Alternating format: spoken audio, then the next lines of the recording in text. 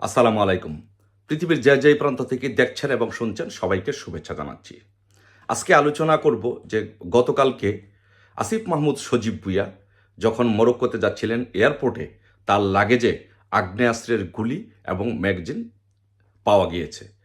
এখন এই বিষয়টি নিয়ে সারা বাংলাদেশে এবং জনমনে সবার মনে প্রশ্ন জেগেছে।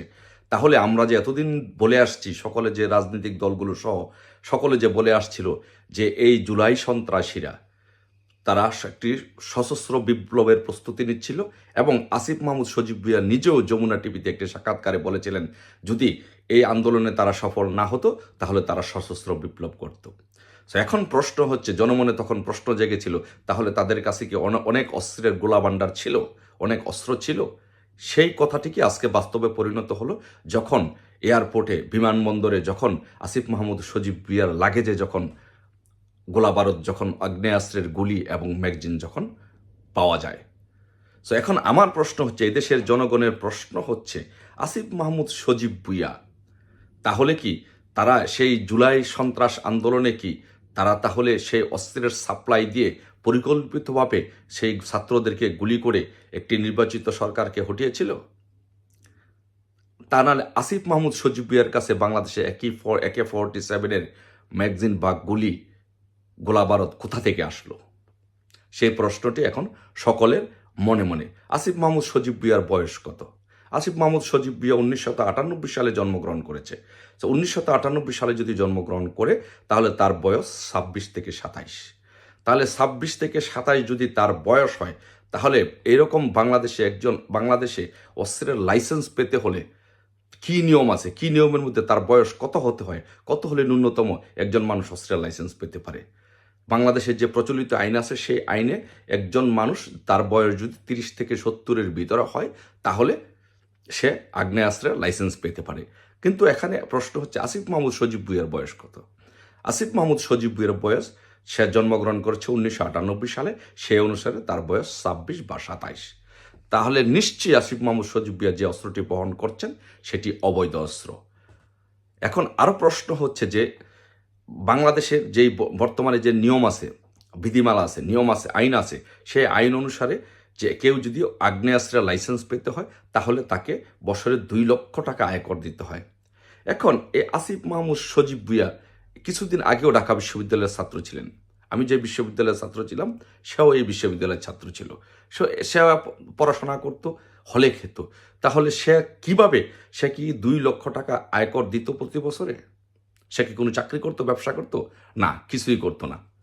তাহলে তার যে অস্ত্রটি, আগ্নেয়াস্ত্রটি, সেটি সম্পূর্ণ অবৈধ। এখন প্রশ্ন হচ্ছে যে এত বড় একটি অপরাধ আসিফ মাহমুদ সজীব ভুঁইয়া করেছে, যেটি নাকি সম্পূর্ণ তার লাগেজে, বিমানবন্দরে তার লাগেজে আগ্নেয়াস্ত্রের গোলাবারুদ পাওয়া গিয়েছে। এটি সম্পূর্ণ আন্তর্জাতিক নিরাপত্তা আইন লঙ্ঘিত হয়েছে। সো আসিফ মাহমুদ সজীব ভুঁইয়া যদি আন্তর্জাতিক নিরাপত্তা আইন লঙ্ঘিত করে থাকে তাহলে সে কি গ্রেপ্তার হবে?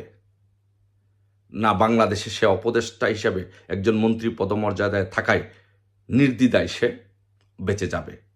একটি জিনিস খেয়াল করবেন, পৃথিবীতে যদি কোনো অসভ্য দেশও থেকে থাকে, সেই অসভ্য দেশে যদি আজকে এই ঘটনাটি ঘটত তাহলে অবশ্যই তাকে গ্রেপ্তার করা হতো। এখন যদি আসিফ মাহমুদ সজীব ভুঁইয়াকে যদি গ্রেপ্তার করা না হয় তাহলে আমাদের প্রশ্ন, তাহলে কি বাংলাদেশ অসভ্য রাষ্ট্রের চেয়ে আরও নিচে নেমে গিয়েছে? আমার আরও প্রশ্ন, যে দেশের জনগণের প্রশ্ন, মবের রাজা ইউনূস এখন নীরব কেন? মবের রাজা ইউনূস কেন এখন কথা বলছেন না? নীরব কেন আমাদের মাননীয় সেনাপ্রধান? আমাদের মবের রাজা ইউনূসের কাছে প্রশ্ন, মাননীয় সেনাপ্রধানের কাছে প্রশ্ন, যে এত বড় একটি অপরাধ করার পরে তাকে কেন বিদেশে যেতে দেওয়া হলো, তাকে কেন গ্রেপ্তার করা হলো না? আমি আরেকটি বিষয় বলি, যে এরশাদ সাহেব গ্রেপ্তার হয়েছিলেন এবং তার সাজা হয়েছিল যে সাদ্দাম হোসেন, ইরাকের প্রেসিডেন্ট সাদ্দাম হোসেন তাকে একটি অস্ত্র দিয়েছিলেন, সেটি তিনি শোকেস হিসাবে ব্যবহার করেছিলেন।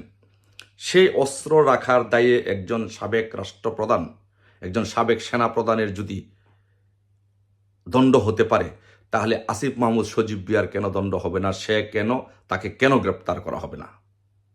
এটি দেশবাসীর প্রশ্ন, আমাদের প্রশ্ন, এটি মবের রাজা ইউনূসের কাছে প্রশ্ন, এটি মাননীয় সেনাপ্রধানের কাছে প্রশ্ন। মাননীয় সেনাপ্রধানের কাছে আমার আরও দুই একটি প্রশ্ন আছে, যে সে প্রশ্নটি হচ্ছে,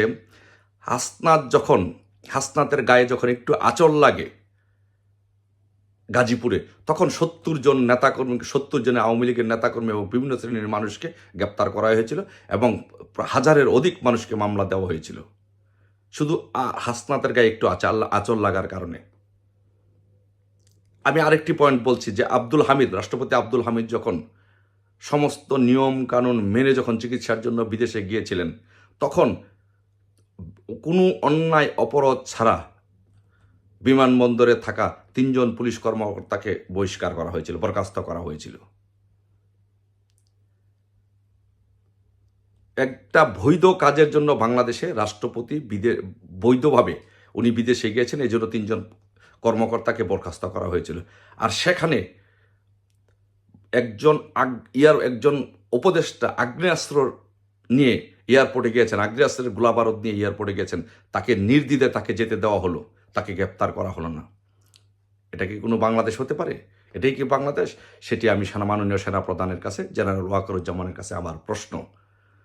আপনারা দেখেছেন যে আর্মি মিউজিয়ামে যে মুরালগুলো ছিল, একটা নির্দিষ্ট এরিয়ার মধ্যে আর্মি মিউজিয়ামে যে মুরালগুলো ছিল, সেই মুরালগুলো ভেঙে দেওয়া হয়েছে, এই জঙ্গিবাদীরা ভেঙে দিয়েছে।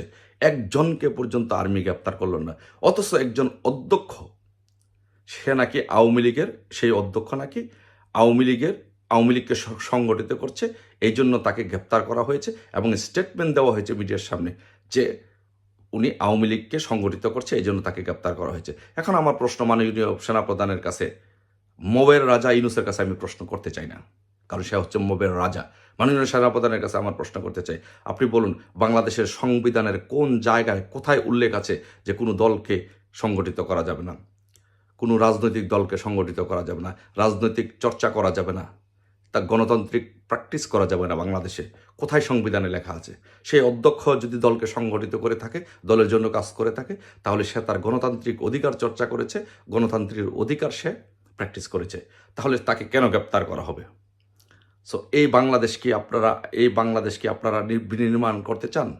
আপনি মাননীয় ওয়াকারুজ্জামান, মাননীয় সেনাপ্রধান, আপনি প্রতিজ্ঞা করেছিলেন, আপনি জাতির সামনে কথা দিয়েছিলেন যে এই শান্তি শৃঙ্খলার দায়িত্ব আপনি নেবেন, জনগণের জানমালের নিরাপত্তার দায়িত্ব আপনি নেবেন। কিন্তু এই কি আজকে জানমালের নিরাপত্তা আপনি দিচ্ছেন? মবের রাজা ইউনূসকে আপনি সহায়তা করছেন? আওয়ামী লীগের অসংখ্য নিরীহ নেতাকর্মীদেরকে নির্দ্বিধায় মব সন্ত্রাস করে তাদের উপর অত্যাচার করা হচ্ছে, নির্যাতন করা হচ্ছে, মুক্তিযোদ্ধাদের গলার মধ্যে জোতার মালা দেওয়া হচ্ছে।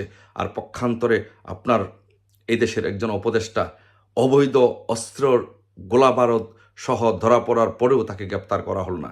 এটা কি বাংলাদেশের আইন?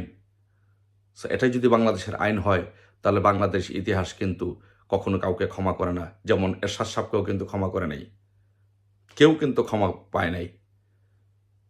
আমার প্রশ্ন, আমরা দেখব, আমার মাননীয় সেনাপ্রধানের কাছে আমাদের অনুরোধ থাকবে যে আসিফ মাহমুদ সজীব ভুঁইয়াকে দ্রুত গ্রেপ্তার করা হোক, সে বাংলাদেশে ব্যাক করার সাথে সাথে তাকে এয়ারপোর্টে গ্রেপ্তার করা হোক।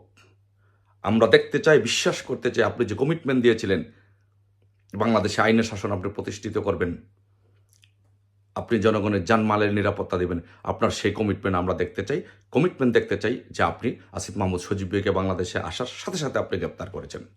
ভালো থাকবেন সবাই সেই পর্যন্ত। ধন্যবাদ সবাইকে। জয় বাংলা, জয় বঙ্গবন্ধু।